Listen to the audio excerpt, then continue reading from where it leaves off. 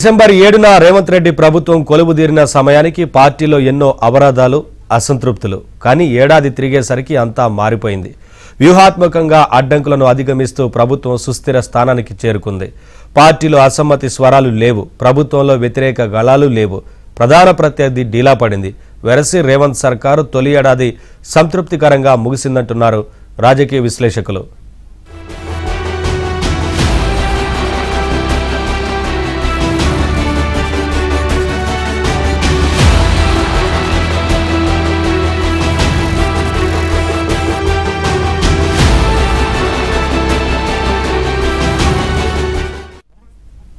గ్యారంటీల బరువు, స్వల్ప మెజారిటీతో అధికారంలోకి వచ్చిన రేవంత్ ప్రభుత్వం త్వరలోనే కూలిపోతుందంటూ బీఆర్ఎస్ టార్గెట్ చేసింది. అయితే ఈ వ్యాఖ్యలనే అస్త్రాలుగా మలుచుకొని బీఆర్ఎస్కు చెందిన 10 మంది ఎమ్మెల్యేలు ఒక్కొక్కరుగా తమ ప్రభుత్వానికి మద్దతు పలికేలా చేశారు.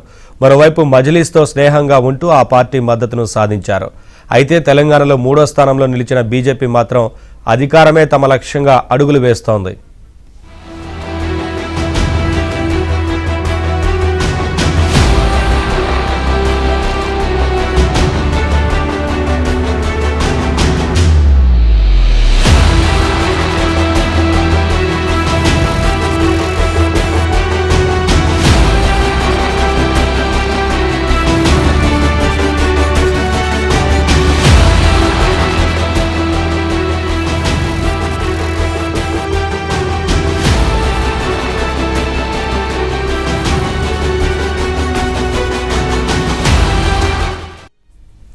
తెలంగాణలో ట్రయాంగిల్ పొలిటికల్ ఫైట్ కొనసాగుతోంది. ఇచ్చిన హామీలు నెరవేర్చలేదని, పాలన పూర్తిగా వైఫల్యం చెందిందని ప్రతిపక్షాలు ఆరోపిస్తున్నాయి. దీనిపై ప్రతిపక్ష బీఆర్ఎస్, బీజేపీలు ఛార్జ్షీట్లు, బహిరంగ సభలకు తెరలేపాయి. నల్గొండలో రేపు కాంగ్రెస్ పార్టీ 1,00,000 మందితో ప్రజాపాలన విజయోత్సవ సభ జరపనుంది. మరోవైపు బీఆర్ఎస్ కార్యాలయంలో రేవంత్ రెడ్డి ఏడాది పాలన వైఫల్యాలపై హరీష్ రావు ఛార్జ్షీట్ను విడుదల చేయనున్నారు. అలాగే హైదరాబాద్ సరూర్ నగర్లో బీజేపీ కూడా బహిరంగ సభ నిర్వహించనుంది.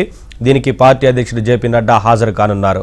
6 అబద్దాలు 66 మోసాలు అనే నినాదంతో కాంగ్రెస్ వైఫల్యాలను బీజేపీ ఎండగట్టేందుకు రెడీ అయింది.